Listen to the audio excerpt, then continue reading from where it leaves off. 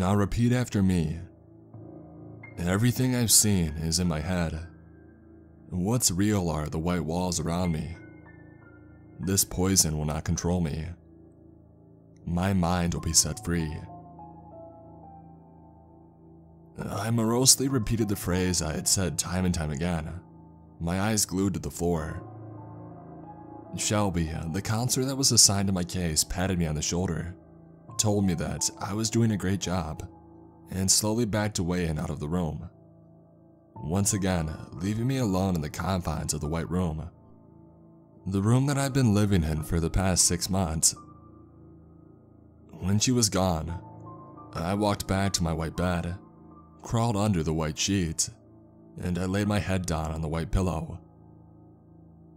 I was so tired but afraid to close my eyes.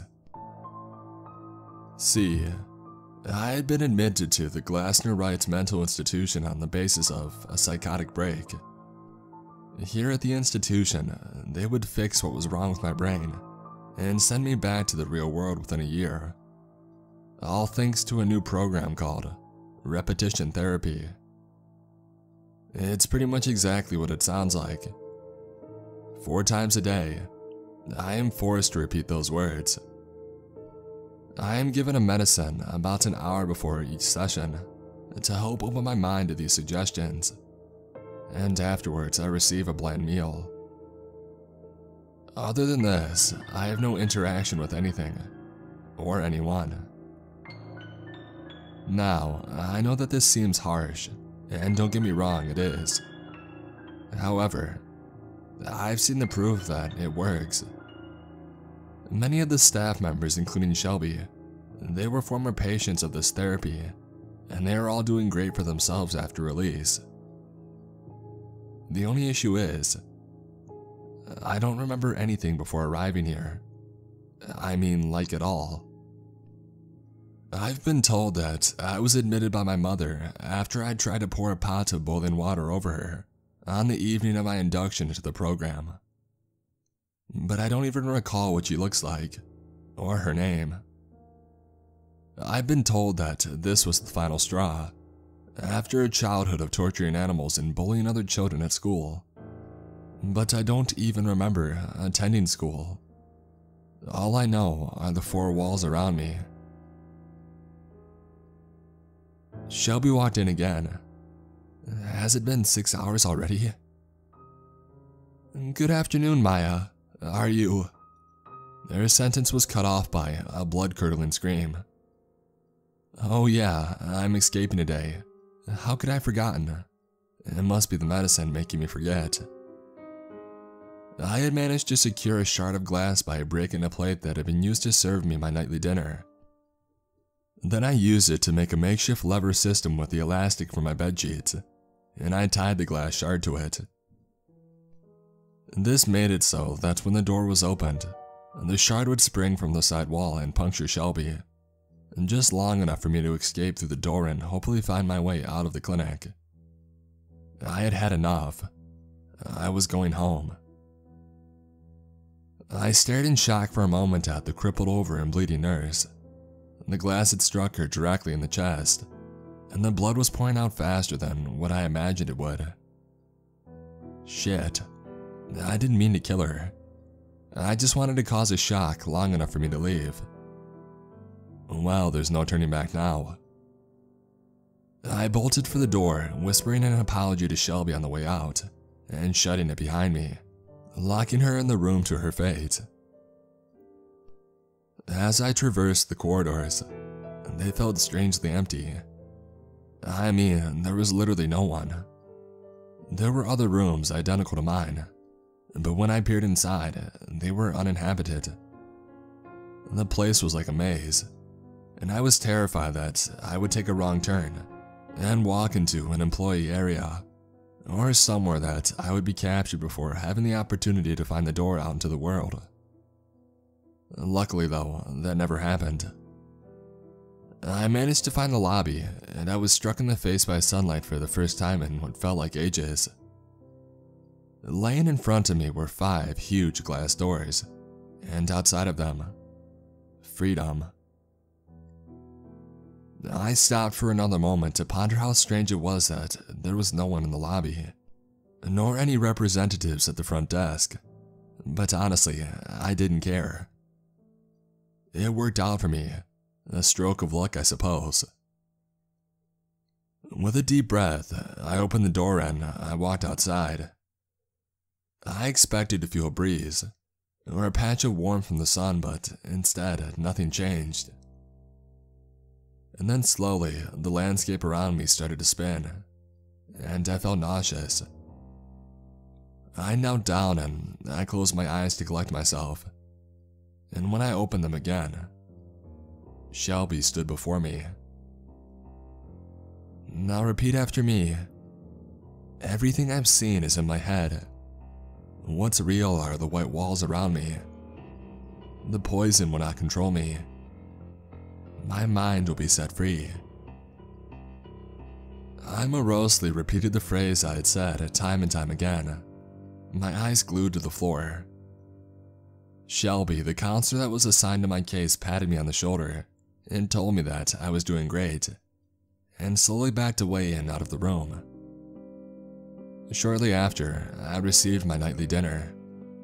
Refried beans and lukewarm chicken breast. Not my favorite. As I ate, I felt something gnawing at the back of my mind, like a memory that I desperately wanted to surface. It was frustrating, but eventually I let it go. That is, until I finished the beans. Underneath on the plate was a message scrawled in scratches in the glass. It's in the medicine. I didn't send you there. You were stolen. Mom. Wait, I knew her. I remembered. She had long auburn hair, blue eyes, and tan skin. My mother, Raquel. But what did she mean? How did she get a hold of this plate to even write that message? If something was in the medicine, should I stop taking it? But Shelby told me that it was the only thing that would help me get better, and I was over halfway through the treatment. Maybe I should just stick it out. My mind felt fuzzy, and this was a lot of information to take in. After finishing my meal, I placed it by the door, and I resigned to sleep and think things through in the morning. In my dreams, I relived the moment that I was told about. I had been boiling water to make a stew when she screamed from the living room for me. Something trivial. I had left the television on when leaving the room, I think, but I couldn't stand it anymore. Everything I did was wrong. Every time I left the light on, it was the end of the world. Every time I sneezed and I covered my face with my hands instead of my arm, I was a disgusting monster who should be ashamed of myself. I grabbed the water and I walked to her. Auburn hair, blue eyes, tan skin, all melting in front of me. Serves her right. I awoke to a cold sweat. This was the first time that I remembered anything outside of the institute. How could I have done such a thing? My sweet mother. I felt sure that all those feelings were misguided, and that she always meant the best for me. Maybe it's good that I'm here. When Shelby walked in, I smiled. I think it was the first time that I've ever smiled at her. We completed the repetition therapy. I ate my meal, and for the first time since arriving here, I felt confident that I would get through this. And then I saw the scribbling on my sheets. Was it in blood? I looked over myself and I saw that I had no injuries, but it was unmistakable. They are lying to you. Stop taking the medicine and you will see. Mom. I couldn't breathe. How was it possible? This must have been another vision, but I had just spoken with Shelby. It couldn't be right. I put my head on my hands and I sat down. This was incredibly frustrating. Why wouldn't I just get better? Or was there anything actually wrong with me in the first place? If I were to believe the notes, that would mean that I was being used. But if I were to believe the people that were meant to be helping me, this would be a side effect of the condition that I had. Was it a 50-50 likelihood? I decided that I would not take the medicine tomorrow. Just one day. If I went the whole day without an episode, then I would know the truth. It was the only way to prove things to myself. And if I had to spend a few extra days or weeks in the hospital, that would be worth my sanity. Ironically. Now repeat after me. Everything I've seen is in my head. What's real are the white walls around me. This poison will not control me. My mind will be set free. I morosely repeated the phrase that I had said time and time again, my eyes glued to the floor. Shelby, the counselor that was assigned to my case, patted me on the shoulder, and she told me that I was doing great, and slowly backed away and out of the room. Shortly after, I received my nightly dinner. Refried beans and lukewarm chicken breast. Not my favorite. Wait, no. This is the same. I remember this. I was going to. Did I take the medicine? Shit. I screamed. I don't know if I had already lost my mind, but I sure as hell was now. I sat down at the bed and I stared at the bedside table. The 2 pills that I took were still there. So I didn't take them. I guess it was me then. That sucks. Time to sleep. I woke to the sound of the door opening. I turned over from my bed, expecting to see Shelby, but instead, I saw Raquel, my mother. She gave me a smile and beckoned for me to come to her. I glanced at the table beside me, and I saw 2 more sets of pills on it, undigested. She was correct then. An overwhelming sensation of joy overcame me. All along, it had been the medicine. I hadn't tried to kill my mother, and by default, I hadn't murdered animals, bullied classmates, and all the other horrible things they had told me that I had done. I jumped from my bed and I gave my mother a hug. "How are you here?" I asked, if what I now believed was true. How could they have let her in? It's a long story. I've been working with the police and they finally came through with enough evidence against this place that they could move on it. You can come home now.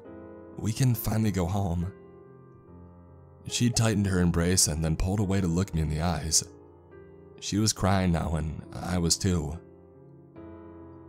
As we exited the room, I saw about half a dozen uniformed officers down the hall, their backs towards me, placing handcuffs on an equal number of people that were dressed just as Shelby had been.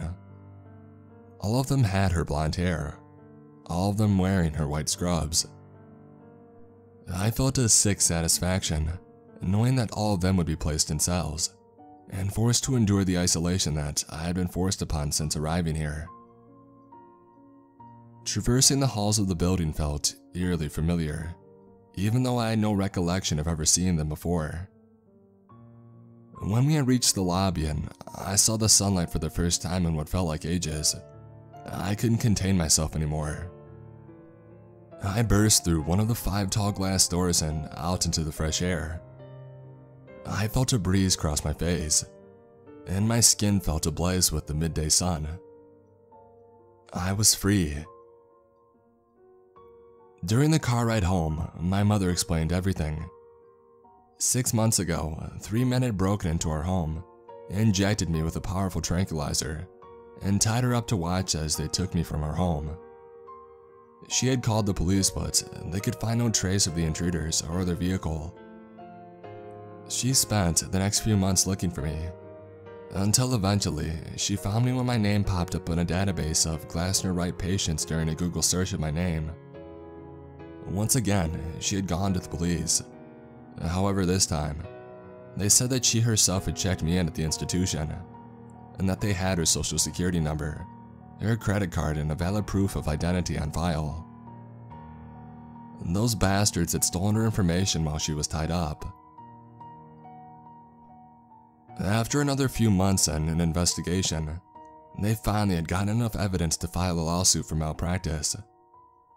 Once that was done, and a search warrant was acquired, they had all the proof that they needed. And then today, they came and I was rescued.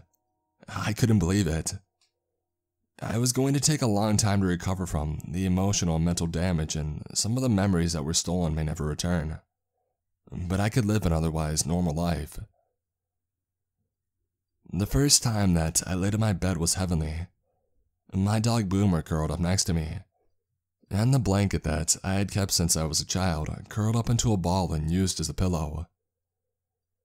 I drifted into the first deep sleep that I had had in the last 6 months. My dreams were of a future life, finally going to college, meeting a boy, and growing old and having children. It was wonderful. I woke to the sound of the door opening. Now repeat after me. Everything I've seen is in my head. What's real are the white walls around me. This poison will not control me. My mind will be set free.